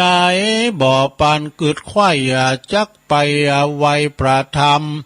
จักไปไว้ประธรรมหันคนนาน้ำหนุ่มเท่าไปฟังมากเต้าลวงลายยินละอายจะหมู่เอาหลานเป็นกู้ตวยไปเฮือหลานเตรียมใจร้องไห้แสงโคตรไม่เครื่องอากาศแล้วก็รีบลาเจ้าหมู่หนีมาสู่เรือนตนเท่ามาวนดังนี้ชื่อว่าเท่าติดลานนั่นแหละนาเท่าดงดานเท่าติดดงดานนั่นโสดคือคนเท่าใจโหดปาลาแบกปืนยานนาไม้แอวซอไซดงควางยิงฟานกวางสัตว์ป่าตั้งนกล่าบินบนใส่ขาดตำโยนเฮาใส่ขาดตำโยนหอกหาวไปควายจูด้านดาวดงนา นำซาตาข้ามเจ้าเลี้ยงลูกเต่าเมียแปลงบ่อกึดแยงตัวเก่าอันแก่เท่าถึงวานะการดับขันมวยหม้อเตี้ยงบ่อลอดอาบายแหลนาเท่าติดนาตีต้ากวางตังบวกกวางหนองวังจักใดเป็นจักเป็นตุกขังอ่าวไม่ในโลกไตสงสารวิบากปานตอบสายบ่อใดป้นง่ายดีหลีแหละนา ต่อไปก็เป็นเท่าลูกจางล้านนายคือใดแก่เท่าสัวกาทาลนดาราลูกหลานตนบอกขาดใจเฮาหาดปาลาอันสั่งมาพิตาต่อตอยกำปากย่อยอาจารลายด่างัวควายเป็ดไก่พดมาใส่ปุตตาจุเวลาค่ำจาวะจูคาบเข้าแหลงง่ายไผบ่อแฝงอยู่เฝ้าวะย้อนว่าคนเท่ากาลีลูกหลานนีลิซอนไปอยู่บ่อนใกล้ตาคนนาบ่รู้ว่าก็มาเก่าอูเตียนควันว่าลูกหลานมันน้อยใหญ่บ่กึดไข่เถิงคุณนะที่แต่ก็คือเท่าทารุณหยาบลายลูกหลานนายนี้หลานนั่นแหละนาเท่าหยาบจ้าทารุณคือว่าคนเราบางคนนั่นใส่บ่กึดไข่สัญญาบ่พิจารณาตัวเก่าว่าตัวแก่เท่าตั้งวันบ่กึดฝันต่างลอดตุมลาตอดสินธามนะเจ้ากาตำบาปกาคือคำคางัวควายอาคาหมูขายเลี้ยงไส้ตั้งเป็ดไก่ปูปลาบ่อขุนนะไฟหอยยังสัตว์ใหญ่น้อยเตียวดินบ่ออาจินกึดลอดยังเวนขอดป่าป้ากำใจมัวดำฮึกหยาบข่มขั้นนาบลาวีเบียดเบียนขวีปี้นองต่างคนร่วมห้องโลกานักปราชญาบอกไว้ ว่าเป็นเท่าบาปใบทาลนนั่นแหละนาเท่าราทาลนแก่แก้วก็คือได้แก่เท่าแก่แล้วน้ำนาพอกายยาก็มาหดหูปากจ่าฟู่บอมไม่ฟันใจติดนะพันแต่เราบ่กึดเข้ากองทำกินเหล้ากินเหล้านานน้ำบ่ย่อนเอาเด็กน้อยอ่อนเป็นสาหายแอวพันภายขึ้นล่องใจจ๋าหัวร้องเนืองนานจุ้มเขาหันจี้บอกว่าคนนาเท่าศอกกอกนางลายเกิดเมินหลายเสียเปล่ากินแต่เหล้าเมายา เอาเด็กขาเล่นนะแอวเรียกว่าเท่าแก่แก้วเมาวินนั่นแหละนะเท่าหมักแก้วสักกาก็คือคนเท่าจะลาเท่าแก่ใจพัดแผ่เมาโวนนะการเลื่อนต้นละไว้บ่ใส่ใจโททำสวะวางตำนี้แอวเล่นมาแก้วสักกาตั้งหูตาฟังข่าวซบอยู่ดาวแดนได้งานไม่ไหนลูกควายบอกว่าไก่และไก่รีบเร็วไวไปแอวเล่นมาแก้วปันพันนานจับรางวัลก็ได้ปอเลี้ยงใส่กายาจับรางวัลนั้นนาป้ายการขายของอยู่บ้านตัวไปลูกนี่ไก่แหนงนายเมียก็มาป้ายนี่หายนี่เข้าของเมน้อยใหญ่บ่เว้นไว้อันใดลากอันนำไปบ่จ้าเพื่อต่อตาปันพันนันของจุอันใหญ่น้อยก็ลวดกากาดก้อยสู่หายสูญปางไปลุนเมื่อลาบ่มีเสื้อผ้าติดตัวนั่นแหละนาเท่าตานหาโลภใหญ่คือเท่าพร้อมไข่เงินคำเข้าของนานนำร้ายแหละเอาบ่เอาแผ่เตตานะตังอาหารค่ำเจ้ากิน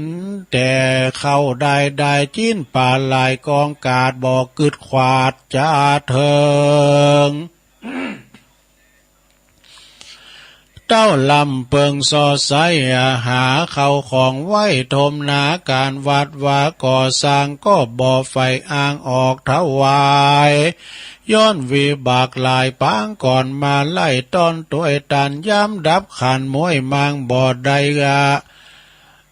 ยามดับขันมวยมอดบ่อใดกอดตัวไปหือลูกหลานใส่ใจพี่น้องมาโจดฟ้องตกปาน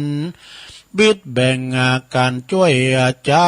หมดเสี่ยงไข้ดีหลีตัวตายเป็นผีตกถอยบ่บุญบ่หอยตัวไปเตี้ยงผ่านใจตำนาจายามเกิดชาตินาไปลุนนั่นแหละนาเตาควายให้วัววาย ต่อไปก็เป็นเท่าควายให้งัววายคือเท่าอยากพายใจเพศบ่รู้สังเวชคุณนาบ่มีเมตตาก่อเกลือบ่ไฟเอื้อกองธรรมมีใจมืดดำหยาบจ้ากาดำบาปกล้าเรือหลายคางงัวควายบ่เหือดมือเปื้อนเลือดตึงวานนะใจมันตันมืดบอดใบบ่เกิดไข้หันกุนงัวควายลากหนุนงัวควายหนุนจักลากเขาของมากนำนาตั้งไถนาสวนไร่บอกว่าไกลและไกลมันป้อยเมใจกำเสาขาเลี้ยงลูกเต่าเมียแปลงจับหลังคนนั่นใส่เยนาควายบัวละมวนก็จักจวนเจ้าหมูคาควายสู่ซุมกันบอกกึดหันตุ้งกวางงามว่าควายช่วยสร้างเผื่อไทยตั้งกำจังไหลหยาบจะเตียงตอบตาตัวตันนั่นแหละนาเท่าจะหลายอวดลูกก็คือเท่าจะจะลายลูกบายหลายแหล่ลูกจูแง่ปราจุปาการลูกตังเหนปานจันฟ้าลูกการโลกลานา ลูกตังยาวิเศษสัตตาเพศอาคมจาบ่สมกรรมปากตะ จะบ่สมกรรมปากตัวมันหักนี่ไกต้านจะไขกะอูว่ามันว่ารู้จุปาการบอกต้านตันใส่บาทตัวมันขาดเป็นปีสินดวงดี58บอกโคดแขวดกับตนเต้าเมาวนหนุ่มมาเท่าเต้าบอกคนหนุ่มเท่าเฮือลูกเก้าขี่ยาตัวมันนั่นนานี้ห่างอันนี้ห่างเป็นเท่าเป่าว่างได้นั่นแหละนาเท่าลิงลู่ตัวลมนั่นก็คือเท่าบ่สมกับเท่าบ่เกิดเล่าปิจจารณาบ่มีพยาแสสันสองเหือป้อเหือแม่นจ้องกองดีต้านไขว่าตีบอกเหตุว่าตนวิเศษไม่นายบอกว่าไก่และไก่รีบสาใสไปปันยอมือปันขาบไว้ขาบขอโจกลาบนาเขาข่าวน้ำบ่อติบแก้วเกิดขึ้นแล้วแดนใดก็รีบไป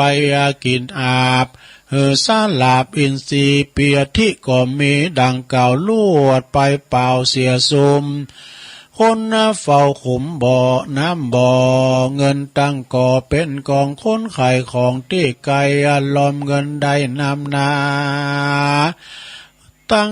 ลดลาเขาออกเงินล้นถอกเรือทงหันจีดงต่างนามาอยู่ป่าแดนใดก็รีบเร็วไวไปไวบ่กึดไข่สังกา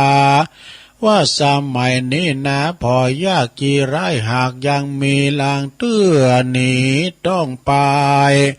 ย้อนว่ามีโตดไล่กวนเมืองเอาผ้าเหลืองตุ่มปาดใจเฮาหาดมัวดำมาส่วนจีตาลงทำนั่นเรา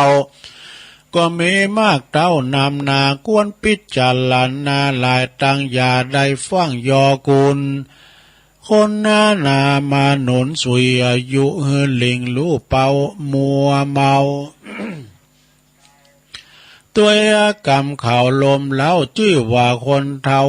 เมาลมและนาเท่าใจขมปากม่วนเกือเท่าอ่อนอ้วนวอนใหญ่กำมาจากกำใดชื่นจอยฟังอ่อนอ้อยวอนหูบ บ่มึงกูบอกกล่าวกำมึงกูบอกกล่าวเพื่อนนองแนวใจคนส่วนว่าใจตนนั้นเราดำกำเศร้าปานพีดังกำมีแต่ก่อนเช่นปุ่มหม่อนซอนลานว่าคนเท่าปากหวานคนปากหวานคนสมนาลกบ่มไปในนั่นแหละนาเท่าทวนถูกกองทำนั่นก็คือเท่าใครนำตัวลอดเวียงแก้วยอดเนลปานะคือเท่าใจหานชื่นจอยอยู่ต่ำถอยกองดำปาปะกำน้อยใหญ่ละเว้นไว้เสียไกลใครกำใดออกปากบ่เว้นจากเสียสินเต้าว่าอาจินใครลอดเวียงแก้วยอดเนลาปานมันฮือตานใส่บาทบ่เว้นขาดตั้งบุญจักจุงนุนลูกเต่าตังเจื้อเผาวงศาฮือมีศรัทธาผ่องแผ้วเจื้อกุลแก้วทั้งสามประการสินเจียงคานกุลใหญ่กดแขวดไว้กับตนบ่เมาวนไว้วันใจตั้งมั่นสันดีบ่ลานีพระเจ้าตั้งพระธรรมเล่าพระสงฆ์สามัญเน้นองค์นั่นใสคือกุลใหญ่สามัญสามประการ คนสงสารใหญ่หน่อยยึดจองหอยกับตนบ่ทานลนลำบากกันตายจากเมืองคนย่อมเอาตนไปเกิดในตีพระเสริฐเจยบานคนมีสินเจียงคานตังมันเตี้ยงใจบ่บิดเบี่ยงเฟินไว้แม่นว่ามีไว้หนุ่มเนาย่อมมาผาเสริฐกว่าคนเทาตังลายดังพระบุญภายที่ไว้เตสันนาไว้เป็นตาลาว่าโยจวัสสะตังที่เวดังนี้เป็นกาวว่าคนเกิดเดียวว่าคนเกิดวันเดียวน้อยอ่อนมีศีลบ่อนเสียตนศีลมีศีลบ่ผ่อนเสียตนมาบ่เมาวนไว้วันใจตั้งมั่นหันธรรมพระองค์คำตนพระเสริฐว่าเป็นผู้ล้ำเลิศเลือลายกว่ายิงใจแก่เจ้าอายุร้อยเขาว่าสาแลนาเนติตังขียาสังวันนาวิเศษจาห้องเหตุลักษณะคนเทาก็บางกรมสมเรเสด็จแล้วเท่านี้ก่อนแลเอาแล้วศรัทธาญาติโยมเป็นเสียงบันทึกไว้เนาะก็มีการเทศเนี่ยนะลักษณะของคุณเฒ่าก็จบลงไปโอ้แผ่วปลายเนอะคำก่อนต่างเสียงสูงจะดีนี่เอาขอเสียงลงไปเนี่ย จะขี่เดิมเนาะก็จบลงไปลักษณะของคุณเฒ่านะก็จบไปจะเฒ่าตั้งเฮาเนี่ยเนอะนี่นะเฒ่าตั้งเฮานี่เฒ่ากินเฒ่าตานเฒ่าโปดนี่ปานเฒ่าลูกหลานหักนะเฒ่าคุบเขากลางจ้านนี่กันเนาะเวลาเดินจีปีใหม่ก็ลูกเต่าเหล่าล้านเลี้ยนมาตานขันเข่าขันน้ำอย่างนี้นะปิ้นเถ่าปิ้นหล่มโพล่มใสเวลาลูกหลานตานเต่าเยะบัดใจใส่บาตุเกาะแหน่นำกันไปว่าเฮือนหลังใดมีแม่ยิงสุภาพสตรีอยู่นะโอ้เฮือนหลังนั้นนะสะอาดนะเปิ้นปัดเปิ้นกวาดนะก็มีพอใจกระลึกกระลึงแรมเข้าท้ายนะเปิ้นว่านะถ้าบ้านใดเฮินหลังใดที่มีคุณเฒ่าอยู่นะบ้านหลังนานเฮินนั้นนานนี่จุ่มเน้อยินใจเพราะคนเฒ่านี่เปิ้นจะได้พอก้อยลูกหลานตานเต่ายำเจ้าอากันเนาะอย่างที่เราไว้นะเป็นเฒ่ามันจะว่าเป็นภาระเป็นคุณเฒ่าที่ว่าช่วยลูกหลานพอก้อยลูกหลานปินหูปินตาเวลาลูกหลานเย่บาถูกบ้าแมนก็จะตักเตือนอย่างปอลงแม่ลงเขาอย่างเนาะเป็นคุณเฒ่าสินเฒ่าตาลเอาปอนทำเมื่อก่อนเนาะตึงลงตึงหลายเอาปอนทำไว้ก่อนเนาะสัปปีติโยวิวัจจันตุสัพพะโลโกวินาศตุมาเตภวัตวันตรายโยสุขีติคายุโกภวะ อภิวาทานาสีลิสันนิจังวุตาปัจจายโนจัตตาโลธรรมาวาทันติอายุวันโนสุขังปะลางจบลงไปสถาสัพพะทานังธรรมะทานังชินนาติแก่งอมแก่เงากันไปฟังเทศฟังธรรมคนรักสอบฟังเพลงนักเลงหุมฟังข่าวคุ้มใจเบาสอบฟังซอคนมอกกำเปิ้งกำป้อชอบฟังนิยายคุณไข่สบายฟังเทศฟังธรรมเนาะก็มีหลากหลายฟังทีก็ครูบาเอาธรรมครูบาอาจารย์เปิดเอาธรรมะบรรยายมาวาพองเอาขัตติธรรมมาวาพองเอามรดกธรรมมาวาพองเอกเนาะแล้วก็สวดมนต์โดยขึ้นพุทธทาฟังในโรงเนอหลวงปู่ใหญ่นะวัดพระบาทอุดมดำบ่อสาวาหลวงปู่ใหญ่เปิ้นจะสวาทยายมนต์เกมน้ำมนต์ไว้ปิ้นโขดเนาะแต่วันนาการก็ถ้าครับเอาจากพระอาจารย์เน้นหลักปัญโยนันนะแต่ว่าก็ป้ากันก็ได้อู่กันดีเพิ่นก็ไปโลมุติตาจิตกับตุปินัดตุยนะศรัทธาญาติโยมทั้งหลายวันนี้ก็ได้มาตกมาเตนครูบาอาจารย์ในรายการของอาจารย์พระครูอภิวัฒนวิกรมนึงยอมรับแต่เจ้าอาวาสเนี่ยเพิ่มได้อยู่ได้ย่างในเราเนอะไปงานหนึ่งจับงานหนึ่งงานโต๊ะกำเพราะงานเปิ้นงานเปิ้นแถมแล้วก็ประชุมสุมพร้อมผู้ก็ว่ายังติดประชุมอยู่นะดูประชุมที่วัดมอนฤาษีเนอเจ้าอาวาสที่เปิ้นจะมาหับกฐิน200 วัดนะก็มาประชุมสุมพร้อมโดยโทรถึงกันเนอปอหลวงตูหลวงคณะกรรมการวัดปู่จานลำวัดก็มานะแต่ละวัดนะรอบแรกเนอประชุมรอบแรกเปิ้นก็สมเด็จเปิ้นก็แจกปัจจัยเพิ่นเอาไปตั้งเนาะเอาปัจจัยไปตั้งปิ้นนั้นตุนค่าไว้หั่นเอกะนะฉะนั้นก็ปากันอย่ามาเข้าประชุมเวลาก็ประมาณ9 โมงเนาะตีไก่แต่ไผที่ย้ำใดก็มาขึ้นศีลยังมีอยู่นะยังมีอยู่เฉพาะจังหวัดเชียงใหม่นี่นะมาขึ้นศีลก่อนมาขึ้นศีลไว้ก่อนเนาะเพิ่นจะได้ฮู้เดี๋ยวนี้ก็มันเหลือหลายอยู่นะเนาะเอาถ้าเริ่มเหลือหมู่นี่ตุลุงก็ว่าไปเจ้าว่าเสียว่าเหลือๆบ่นะเพราะว่าแต่ว่าวัดเพิ่นได้แล้วเพิ่นก็หันใจลูกหันใจวัดที่เพิ่นได้เนาะอย่างหมู่วัดตั้งลาปืนเฮานี่นำเพิ่นก็มีกันแล้วเจ้าภาพเพิ่นก็ทินจองพี่กฐินจองเลยเนาะแล้วก็ที่เปิดอยู่ธุรกันดารก็เนาะตั้งห้วยตั้งดอยอารามก็เพิ่นก็จะต้องใจอย่างปีแล้วปีได้หลายปีวัดตั้งดอยนะเพิ่นปินอาสาล้มแป้งหยังก็โอ้สตังวิทย์ขาดไปจะฮือดี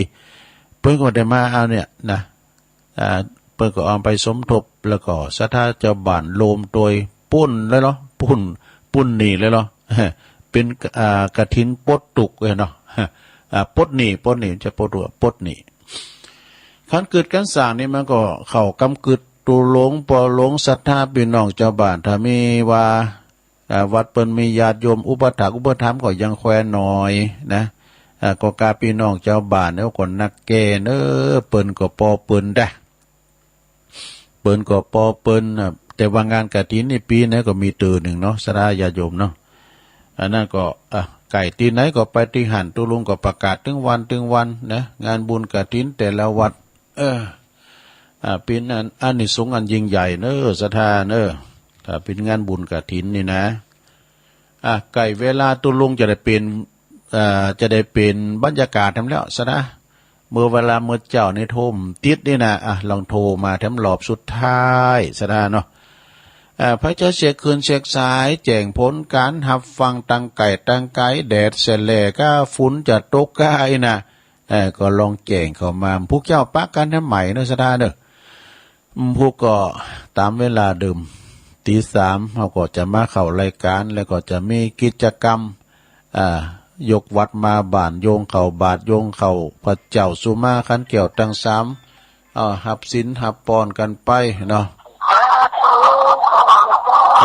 แม่โบพัดหลีวิทยุหน่อยเปิดปกติคุณกลางละแม่โบพัดเนาะนั่น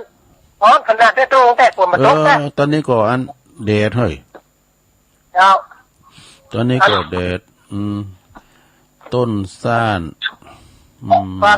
ฟังตะลุงเจ้าเนอะดีค่ะแม่ศูนย์น้อยฟางเนาะชัดเจนเลยเนาะแม่เนาะบ้านต้นซ่านจากบ้านต้นซ่านตำบลแม่ศูนย์ต้นซ่านเนาะตำบลแม่ศูนย์ฟางน้อยนะเจ้าอยู่บ้านแม่ต้นซ่านนะตำบลแม่ศูนย์นะชัดเจนดีแล้วก็ดีแล้วฟังแล้วเนาะขอบคุณเนอะแม่โบพัดกุลันจ้าฮะอันกะถิ่นบ้านเจ้าผมเคยมีวันที่30 ตุลาได้รู้โอ้30 ตุลาก็เตากับอันวัดเนี่ยกะวัดอันมอญฤาษีอะเนาะมันตรงกับมอญฤาษีพอดีอะวันที่30อะจะได้ตอนที่12เนี่ยแต่โจ้12กับป้ากังกัดดีวันเหล่ามนทาเนอะเหล่ามนทา12ลงไปต่อฝากมหาสุสานทองเดือนอาจารย์เพิ่งจะมาอมสาพี่อ่ะนะขอมสาพี่เรื่องอมสาพี่อ่ะยินดีนะแม่เนอะว่าสารเจ้าเพิ่งจะมาช่วยงานนั้นหลวงพ่ออยู่ตักบาตรเทโวเจริญปอนเหลียหน่อยนะวิดีโอเนาะเหลียหน่อยเจริญปอนแม่อยู่ไหนติดแล้วเนอะเอาเหลียหน่อยกะปอเนี่ยโอ้ปอบุญมีเมืองกลางเมืองกลางฮะฝนตกไหมมั่งโอ้ตกดิเดี๋ยวนี้ย่างแล้วเนาะโอ้เดี๋ยวดีกะโอ้ฝนดีแต่ยินดีปอบุญมีเนอะเป็นวิชาทุรงเนอะไว้สาโทษปอบุญมีก็ฟังตลอดเนอะนี่นะศิลปินเหมือนกันเนาะเจริญปอนรอบสองทางโง่หลวงพ่อกฤษรอบ2แล้วหลวงพ่อกฤษใครพูดจะคุยนั่นเท่านี้ก็รู้แล้วเนาะมีอะไรเพิ่มเติมปางโมโอ้ไว้สาครับอาจารย์ครับสาธุ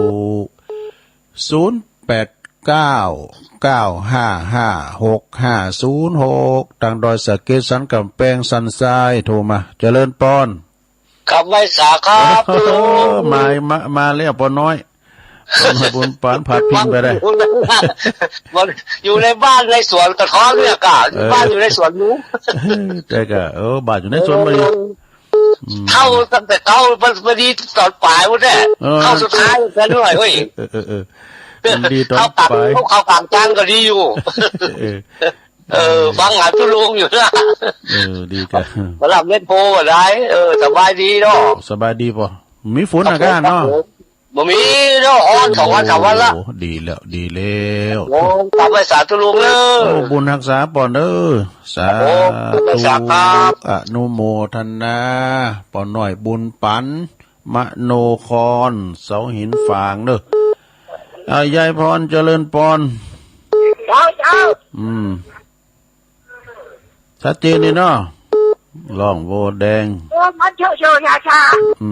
ล่องโวแดงสันกำแพงเจงใหม่ฟังเจ้าแล้วเนาะเพิ่งมาจะมาเราต้องอุ้ยมาบ้านนี้มากะไปหาเนาะถ้าฮอนตอนรับเพื่อหากะนี่ไปบ้างตรงตาเป็นของไก่อันนี้ประกาศเป็นอู้เจ้าน่ะดีกะเดี๋ยวถ้าฮับเปิ้นสาธุยายพร0899556506ยายพรเจริญปอนกันนมัสการเจ้าแม่ฟังเนอะแม่สุกแก้วเนาะเจ้าสีโพธารามมาละสารปีฟังชัดเจนนี่เนาะแม่เจ้าฝนมาตกแล้วนะเจ้าถ้ามีแล้วนี่ก็แดดแล้วนะแดดแรงนี่เจ้านี่มันมืดมากรรมกับตั้งเชียงใหม่หมดนะแม่เจ้ายินดีได้หลายนะแม่เด้อบุญรักษาเด้อสาธุเอาเข้ามาแถม0899556506เจริญปอน กราบไหว้จ้าเจ้าตุลุงแม่สุเกียวศิลาพรสิเตี้ยมันห้องละปุนเด้อได้ฟังธรรมกับตุลุงได้ปอนกับตุลุงแล้วเด้อเอาฝนโจก้ายังเนี่ยตุลุงโอ้ท่านั้นมีฝนเหรอจ้ามีฝนอยู่เจ้าฟังอยู่เด้อชัดเจนดีเด้อจ้าตุลุงจ้าขอบคุณหลายๆเด้อเจ้ากราบไหว้จ้าเด้อสัตว์เจ้านั่นเมลี่กำลังจะหยอไปหรือว่าส่งตัวหมดเด้อเจริญปอนเป็นมาสการครับโตลุงโอ้ปีนั้นจันมาแล้วนั่งแกะมาลำไยตัวกวางทุลุงเป็ดคำตัวมีกันเนี่ยคนข้าเราคนเข้าละนั่นไงคนข้าละโดยมาก็ดีมันดีตอนปลายเนี่ยตอนใต้เนี่ยพอหน่อยบุญปานวานะกะครับผมโอ้ยินดีพี่นันเด้อจะสาพี่นันจันเหลี่ยมจันได้สมาเจริญปอนมาสการเจ้าตุลุงแม่บขนาดเมียไปส่งผ้าลูกสี่ทีมอำเภอต่างๆมานึกว่าตุลุงจบแล้วปีกมาเปิดยังมีอยู่เนี่ยโอ้มัน2 ชั่วโมงกันเหรออ๋อแกมาข้ามวยเนาะมาเดี๋ยวนี้นะข้ามวยมันแต่ละนัดมัน2 ชั่วโมงนะโทษกันมีทำปิดรถไปปิดรถไปเกือบบัดตันนะจ๊ะเขาเปิดมาฟังโอ้มีอยู่อ่ะหน้าบุญนึกถึงกันอยู่นอกตุลุงนอกก็ฟังกันไปอันนี้ไหนเจ้าฟังเหมือนกันแต่การมวนอาวุโสอ่ะเป็นยังเย่พ่อมือฉมังนะจ๊ะจ้าตู้เจ้าโอ้ยินดีหลายๆเด้อเจ้าป่าลานดอยสักป่าลานสันทรายปุณพิมพ์ป่าเมิดปุณเนี่ยนะบ้านปีติ๋มเขาบ้านโยมสมพรรัตนังเขาเนี่ยคนไปกินประทานด้วยกันไม่เสียวบ่เนี่ยนะเจริญปอนฮัลโหลติดแล้วลุงครับไม่ละอันนี้ผมนะครับปอนนั้นไหนลุงเสาเนอะลุงปอเสาเนาะปอเสาไม่เอาปอเสาอยู่ไม่เอาปอเสาอยู่ไม่เอาเลยกะไม่เอาเนาะครับไม่เอาที่ไหนบ้านอำเภออย่างไหมปอไม่เอาถูกนับกัดเนี่ยกะสุวรรณวิหารน่ะถูกนับกัดไม่เอาสุวรรณชัดเจนนะปอเนาะฟังเจ้าละกะครับชัดเจนกะผมว่าเปิดตาใส่ในตาวันนี้ตู้รู้ไว้แต่งตั้งสแตนบายประกาศถึงออกที่นี่ตลอดนะครับพุกก็มาอยู่ต้นเจ้านะพุกก็3 โมงถ้าพอแล้ววันนี้หลานเต็ก6 โคตรพอก็โทรมาจะดีแล้วดีแล้วชัดเจนดีดีแล้วปอเสาบ้านแม่เอาสุวรรณวิหารเนาะครับดีแล้วบ้านปนั้นปุดคนนะกะปนั้นปุดบ้านประสานคนนะกะนะกะปน้อยชานนะเรามีแล้วไปสวรรค์แล้วเสียไปแล้วแล้วก็แม่น้อยจุ่มแก้วก็ไปสวรรค์แล้วอันนี้เป็นแฟนประจำได้เด้อแม่ขาวก็ไปแล้วแม่ขาวก็มีเลยแฟนผมอ่ะแม่ขาวไปนอนวัดเลยนะครับเป็นว่าไปแล้วไปปีแล้วล่ะดีแล้วเป็นไปสวรรค์อยู่พุ่นละเนาะขอบคุณปอเสานะฟังดีๆผู้ก็ฟังแดมเนาะสาธุอีนี่สดายาโยมเนาะเฮาหู้ไผเพิ่นฟังเฮาอยู่แต่เพิ่นเต็กบ่ได้หรอกขอบคุณปอเสาเด้อเจริญปอนเต็กบ่ได้แล้วเจริญปอนฮะอยู่ตั้งใดอันนั้นสอนเนี่ยปอนนานเนาะปอนนั้นเจยสุดท้ายปอนนั้นเจยเนี่ยเด้ออนุสรณ์สถานที่เขาฝนตกแซ่ๆทำเดียวนะสีคูบาป่าเพงพอดีกับเวลาหมดพอดีปอขอบคุณหลายๆเด้อปอนนั้นเจยอายุเก่า10 ปีแล้วนำผู้ก็ฟังเท่านั้นมาเป็นกำลังใจตุลูกตุลานเนาะสาธุเป็นมงคลแล้วนะขออ่านทวน สายกันเนอะแม่จันสมมณีจักเนอหลังกาดแม่สาวน้องเบลนะในเชียงใหม่คุณแม่มลิวันพี่ข้องานจากบ้านคายคุณพ่อหลวงพ่อบะหลงอันวินเนอะสันขี่เล็กเวียงป่าเป่านะหลวงพ่อกฤษปางโม่พุทธอุทยานเนอะปางโม่นะแล้วก็แม่ทองแสนป่าแดงเมืองฝางแม่บัวพัดกุลันต้นซ่านเนอะวันที่30เปิดก็จะมีงานบุญกฐินวัดเปิ่นป่อบุญมีเมืองกลางนี่แล้วก็หลวงพ่อกฤษรอบ2ป่อน้อยบุญปันมโนคอนฟังอยู่เสาหินปุ่นเสาหินฝางปุ่นนะแล้วก็ยายพรล่องวัวแดงสันกำแพงเชียงใหม่แม่สุแก้วศรีโพธารามเนอะสารปีแล้วก็แม่สุแก้วศรีลาพรแทดกันมาพี่นันจันเนอะหนองเขียด1นะฟังอยู่แก้มลำไยตัวหน้าได้การเนอะแล้วก็มีแม่เสียวบ่บ่เนอะป่าล้านป่าล้านป่าหมืดปุ่นนะปอเสาไม่เอาเนอะปอเสาไม่เอาสุวรรณวิหารฟังไปติดๆเนี่ยปอเสาเนอะพวกก็ฟังแถมร้านโทรมากับพวกเจ้าก็ตี3ก็ฟังแถมปอนานเจยอนุสรณ์สถาน4ครูบาได้อยู่17สายก็พอดีเนาะสดาเอาแล้วตุลุงก่อนนำรายการจากลาสถาไปก่อนเนอะวันนี้มาตกมาแตนเปิ่นพุกก็มาอยู่เนอะพุกวันเสาร์ตอนแรงปุ่นค่ำเมื่อกันนะ6 โมงถึง2 ทุ่ม